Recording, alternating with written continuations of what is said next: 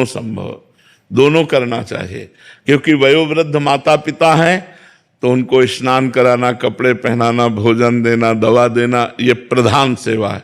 और भजन करके उनका परम कल्याण करना ये दूसरी सेवा है। लेकिन आवश्यक सेवा पहली उनकी दिनचर्या है। क्योंकि जैसे हम बालक थे तो माँ की गोद में शौच कर देते थे, आज वो वृद्ध हैं, वो बिस्तर में यदि शौच कर देते हैं तो हमें बड़े आनंद पूर्वक उनकी शौच साफ करनी चाहिए, उनको नवीन कपड़े पहनाने चाहिए।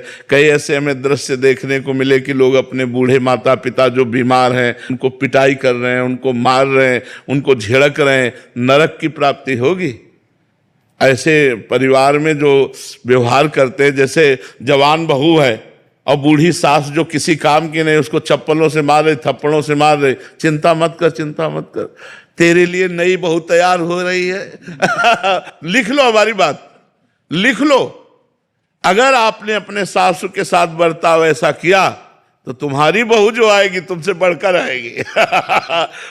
तुमसे बढ़कर आए। क्योंकि अवश्य में भोक्तव्यम कृतम कर्म शुभाशुभम, और जो तुम पैर छुओगी और उनकी सेवा करोगी तो तुमसे बढ़कर आएगी, वो तुम्हें भगवान की तरह मानेगी। भगवान बिल्कुल ठीक न्याय करते हैं, भोगना पड़ेगा। इसलिए वयोवृद्ध माता पिता की प्रथम सेवा है उनको शौच स्नान आदि की सुविधा करना, औषधि आदि की अनुकूल भोजन देना।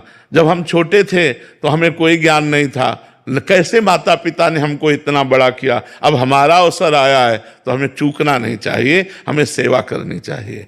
कई लोग तो इतने निर्दयी होते हैं कि बड़े बूढ़े माता पिता को अनाथालय में छोड़ देते हैं, या फुटपाथ में छोड़ देते हैं, या स्टेशन पे छोड़ आते हैं। बिल्कुल गलत बात, आपकी दुर्गति हो जाएगी। जब आपका समय आएगा तो आपको भोगना पड़ेगा। जी।